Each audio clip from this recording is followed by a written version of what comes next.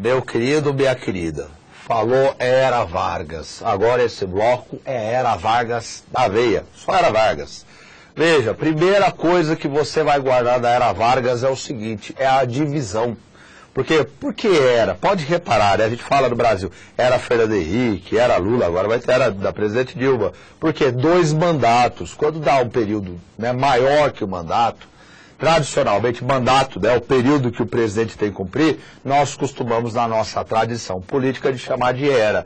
Agora, imagina o presidente Getúlio Dornelles Vargas, que ficou de 1930 a 1945, 15 anos consecutivos. Isso não é era, professor, isso é uma era ao quadrado, é uma baita era. Então falou Era Vargas, é por isso que se chama de Era Vargas. Agora veja, este período, a primeira coisa que você vai guardar dele é que ele tem uma divisão muito importante. E nós vamos estudar cada uma das divisões, das 3 divisões, porque elas têm características muito particulares e que o teu examinador da sua prova vai explorar ou poderá explorar.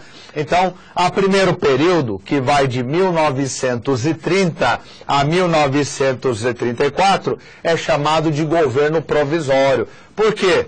Porque era provisório. O presidente não tinha sido eleito, não é isso? O presidente, algumas coisas que a gente fala, na verdade, são muito óbvias da história, né? É governo provisório, por quê? Porque era provisório. Na realidade, o presidente, né, foi transformado em presidente provisoriamente, o presidente, o professor, mas presidente provisório de 1930 a 34, 4 anos, é o Getúlio, gente. Ele era gaúcho, mas ele era bom de lábia, entendeu? Então ele ficou praticamente 4 anos no governo provisório. De 34 até 37, nós vamos ter o chamado governo constitucional.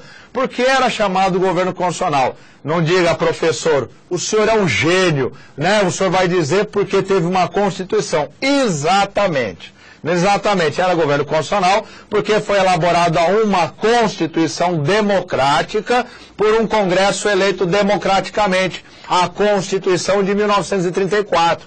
Então, esse período que o presidente Vargas governou com a Constituição de 34 até 37 recebeu o nome de governo constitucional. Mas o presidente Vargas, pelo acordo político, pelas negociações, estava combinado o seguinte, que em 38 teríamos eleições e ele deixaria o poder. Mas o gaúcho não queria largar o poder de jeito nenhum, gente. Ele sentou naquela cadeira, ninguém tirava ele. Então, em 37, com o apoio das Forças Armadas, o Getúlio deu um golpe de Estado, isso mesmo. Botou o exército na rua, botou a marinha para controlar os portos e vai começar o que ficou conhecido como o Estado Novo. Então, de 37 até 1945, que é um período bastante longo, nós vamos ter o Estado Novo.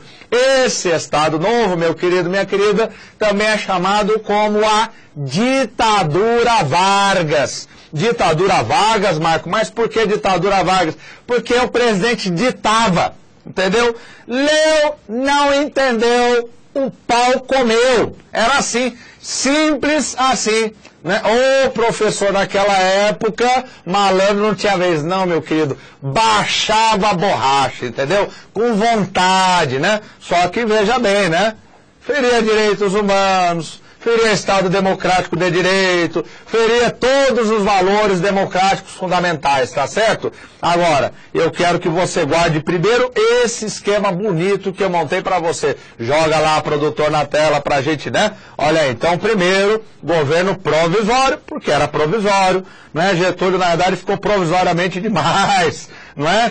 Tanto ficou tão provisório que nós tivemos uma revolta liderada por São Paulo para tentar tirar o Vargas do poder, que é a Revolução Constitucionalista, que eu vou falar daqui a pouco.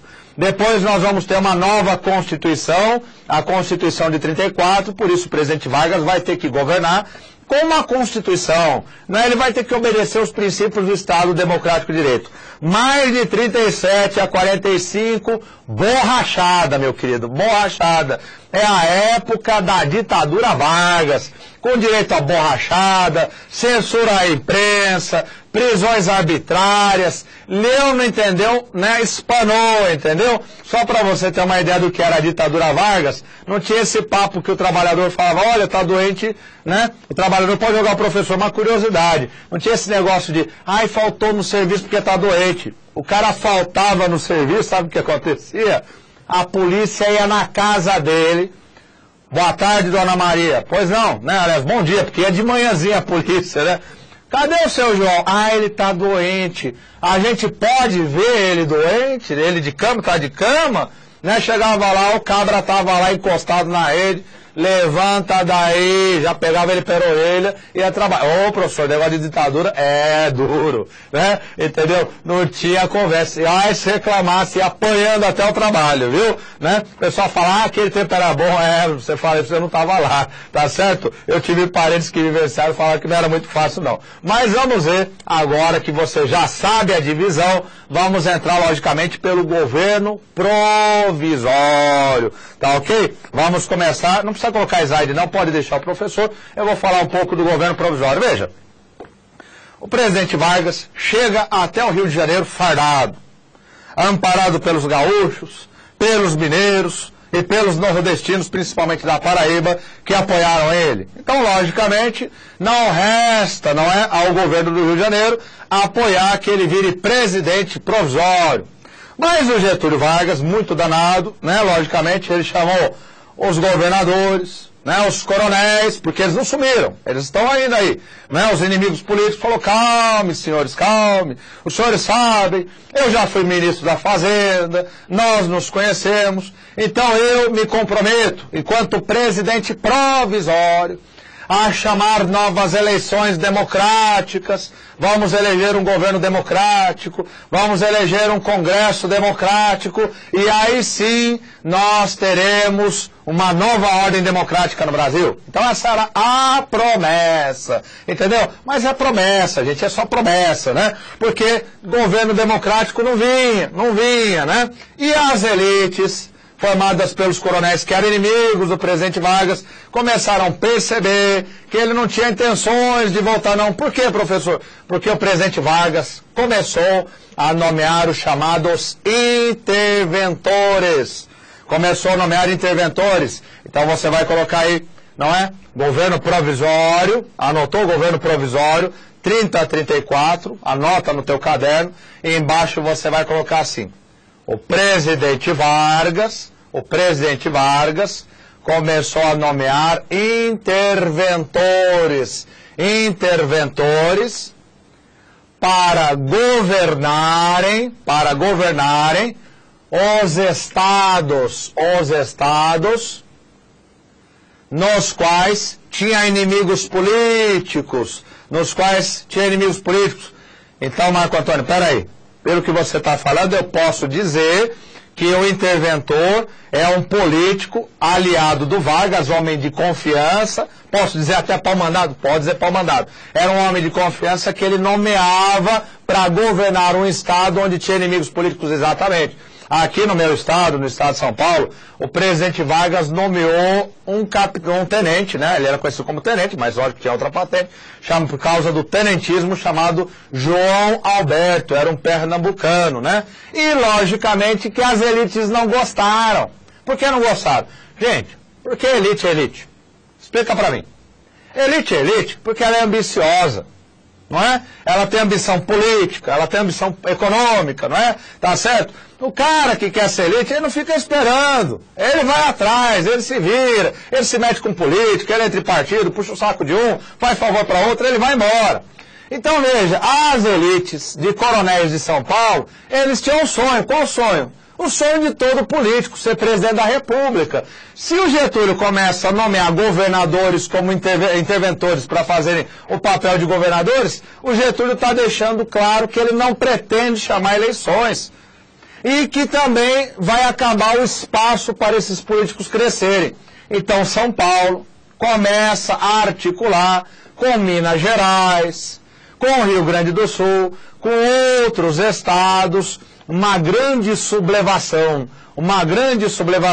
começa a preparar o caminho para aquilo que vai se tornar a chamada Revolução Constitucionalista de 32.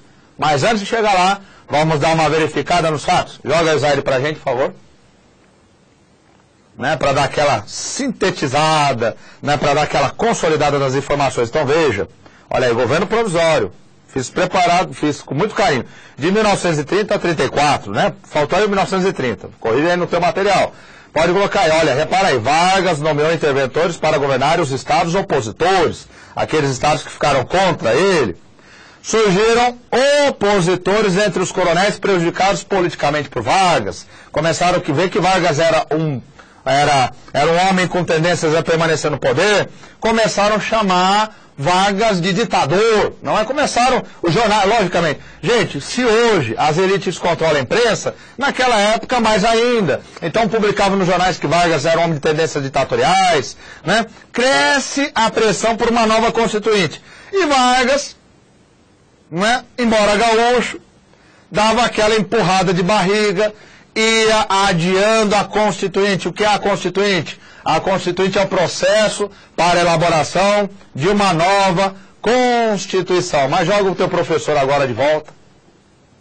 Gente, no Brasil, naquela época, tínhamos algumas faculdades de Direito. Tinha a Faculdade de Direito de Minas Gerais, de Belo Horizonte, do Rio de Janeiro, de São Paulo, né, de Recife, né, Pernambuco, né, tinha as faculdades de Direito, alguma faculdade aqui, Bahia de Medicina, também de Direito, né, do Rio de Janeiro, tinham poucas faculdades, mas, veja, estou falando de um país que a população era muito menor do que hoje, né? A maior parte da população era rural. Então, na verdade, essas faculdades, embora fossem poucas, elas acabavam tendo uma influência muito grande na vida política do Brasil, né? As elites, principalmente as elites, tinham seus filhos indo estudar, fazer direito, né? Olha, meu filho, vai estudar direito, meu filho, porque aí você volta e administra os negócios da família, os interesses do teu pai, do teu avô, entendeu? E depois você vai herdar tudo isso aqui mesmo, você já vai administrando. Então, logicamente, que os professores de direito, aqui principalmente em São Paulo, começaram a cutucar os estudantes, começaram a fazer no meio das suas aulas discursos contra o Getúlio Vargas. Olha, este homem é um ditador, ele prometeu pra gente uma Constituição que nos traria uma nova democracia, essa democracia não veio, ele está querendo ficar no poder. E isso foi crescendo. E os jornais, e a elite se articulando, né, preparando para fazer uma revolução em 32. Até que no dia 23 de maio, se você conhece a cidade de São Paulo, você sabe que nós temos uma avenida imensa aqui, chamada 23 de maio. Muita gente passa por essa avenida imensa, que ela liga o centro de São Paulo ao Parque de Ibirapuera e nem sabe, vai depois desembocar lá no aeroporto, né? Essa grande avenida, ela passa rasgando a cidade por causa dessa data que eu estou te falando agora, 23 de maio. No dia 23 de maio, eu me lembro como se fosse hoje, os estudantes da Faculdade de Direito, lógico, uma reencarnação anterior, né? Não nessa, né? Os estudantes da Faculdade de Direito, revoltados, saíram do Largo São Francisco, que é onde fica a Faculdade de Direito, mais famosa da cidade de São Paulo, desceram a Rua São Bento, seguiram pela Rua São Bento, bem no centrão de São Paulo, é o centro velho, né? Hoje é tudo calçadão ali. Foram até a Rua Florencio de Abreu, que se você for visitar lá, é uma rua de ferragens em São Paulo.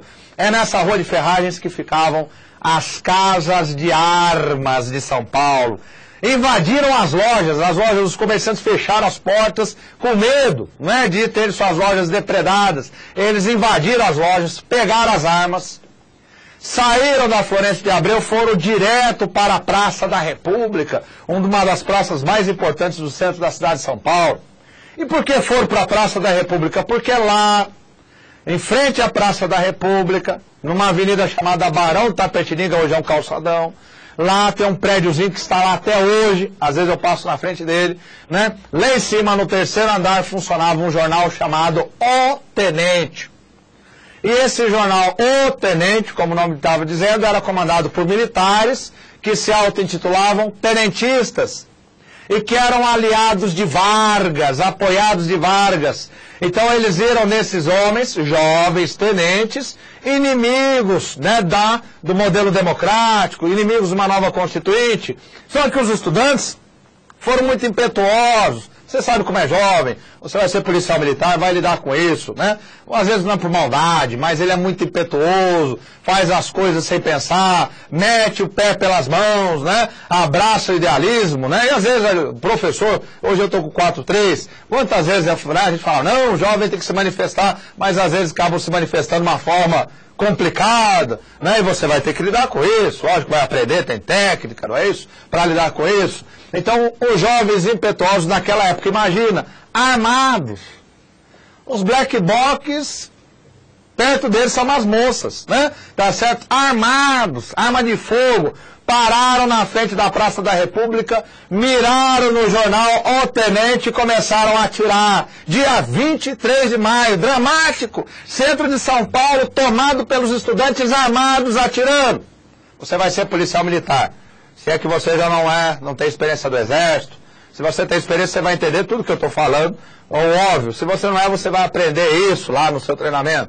Primeiro erro, né? Agora erro do ponto de vista militar. Jovens estudantes civis, usando arma de fogo, não tinham treinamento para utilizar arma. Segundo erro, eles estavam na Praça da República, que é um ponto baixo, o prédio era alto, então quem estava em cima no prédio tinha vantagem, ele estava olhando para o chão e vendo tudo, e naquela época a Praça da República quase não tinha árvore, hoje é umas árvores imensas, então aberto. No terceiro erro, não tinha proteção, não tinha onde eles se esconderem. Quarto erro, os tenentes eram militares experientes, treinados. Quinto erro, na verdade não é um erro, é uma desgraça do azar. Os tenentes tinham uma metralhadora. Morreram 4 estudantes, caíram estatelados. Isso é uma verdadeira tragédia, imagina para suas famílias. Martins, Miragaia, Drauzio e Camargo. Lógico que se morressem os militares também seria uma tragédia, né? Mas naturalmente que eram os estudantes que representavam os interesses paulistas, principalmente os interesses da elite paulista, que estava aquilo ali aparecendo nos jornais o tempo todo. Então é lógico que houve uma comoção com a morte de 4 jovens na flor da idade. Imagina os mais velhos falando isso, na flor da idade, moços bons, de família, não é? Um comerciante pegou o nome dos 4, Martins, Miragaia, Drauzio, Camargo, e ele colocou lá, em homenagem no seu bar, bem no centro de São Paulo, ele colocou CDMM. Aí o jornalista viu e veio a ideia, o MMDC, e nasceu a sigla MMDC. E o que significa essa sigla, professor? Eu vou guardar? Vai guardar. O MMDC vai se tornar o símbolo do levante da Revolução Constitucionalista de São Paulo para derrubar o tirano, ditador Getúlio Vargas, como estava sendo chamado. Calma, ele ainda não era ditador, estava sendo chamado ditador.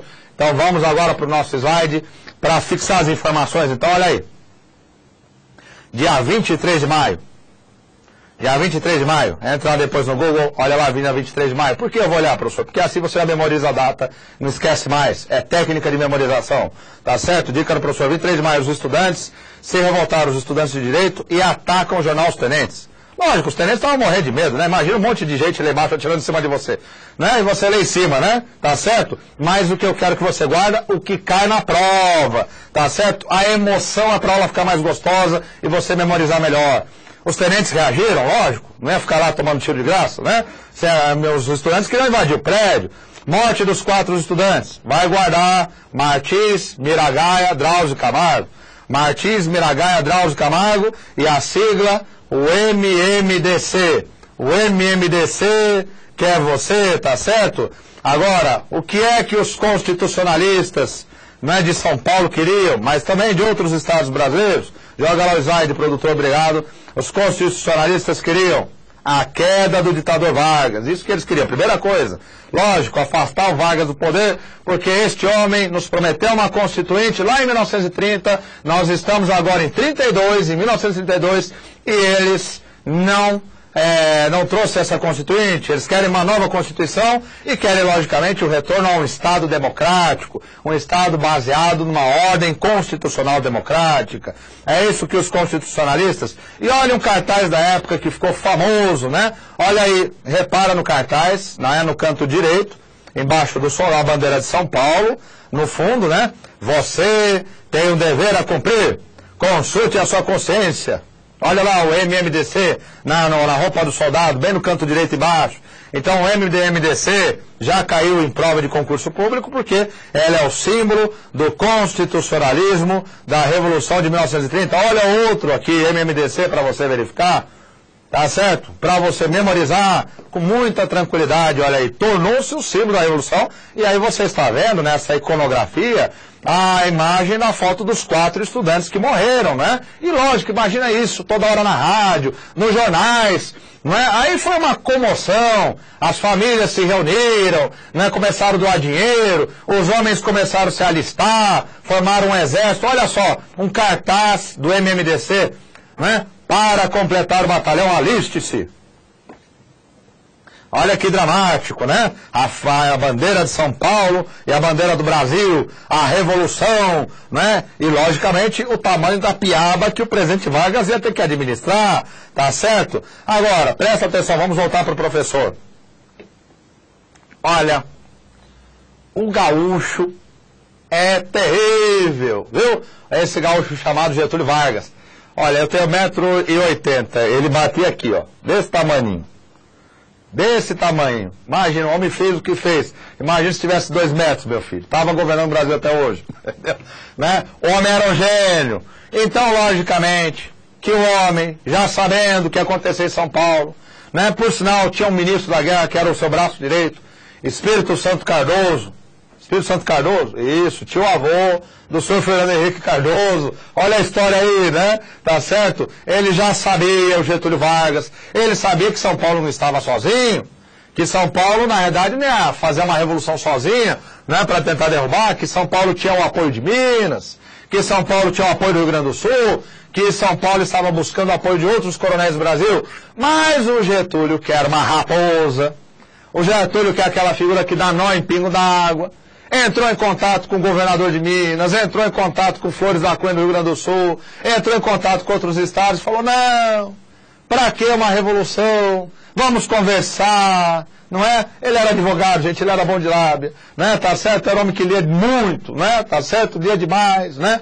E era muito bem preparado, já tinha experiência política, vamos conversar, vamos negociar o que você quer, estou aqui para você, o que você quer. Então, nessa manobra política orquestrada pelo Vargas, o Vargas conseguiu isolar o estado de São Paulo. Então, o estado de São Paulo ficou isolado, o estado de São Paulo se preparou para a Revolução, né?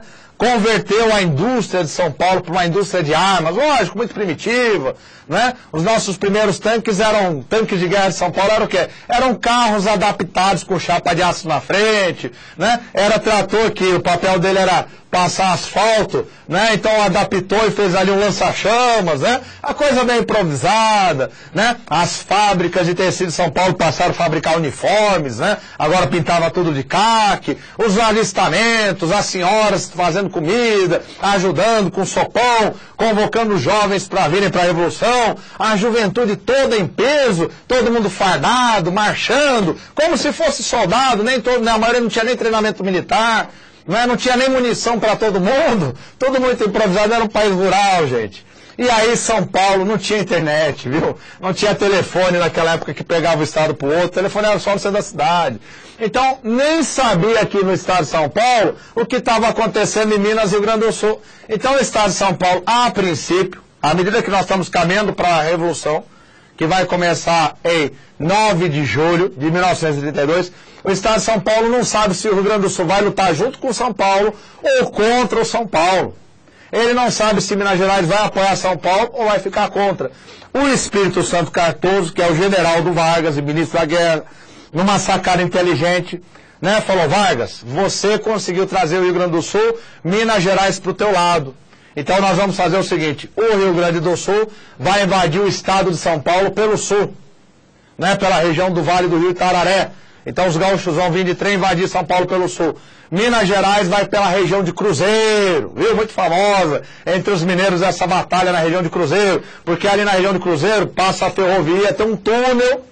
Não é que os paulistas tiveram que fechar para os mineiros não entrar aqui em São Paulo. E nós aqui do Rio de Janeiro, com a Marinha, vamos invadir o Vale do Paraíba. Então desceu um pelotão de fuzileiros lá na região do litoral norte, subiu a serra os fuzileiros da Marinha e foram lutar na região de Cunha, bem na fronteira com o Rio de Janeiro.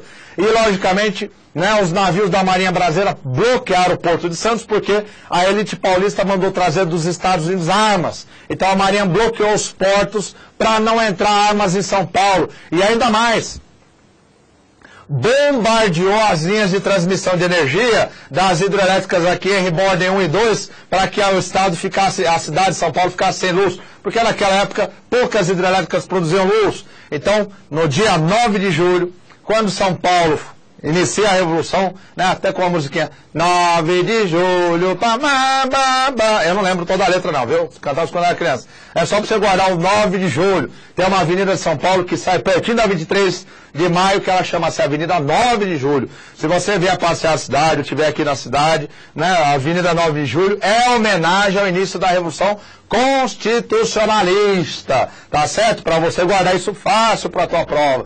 Então, no dia 9 de julho, quando começa a Revolução, São Paulo tem uma surpresa. São Paulo está sozinha. Do sul, os gaúchos que estão vindo de São Paulo descobrem na última hora que eles vêm para invadir São Paulo, né, para ajudar São Paulo, né? Mandaram desmontar a ferrovia que liga o sul do Brasil com São Paulo. Até tem uma história bonita, viu? Você servidor público, você servidora pública, veja o que é o modelo servidor público. Comandante paulista chegou para desmontar, para destruir a ferrovia.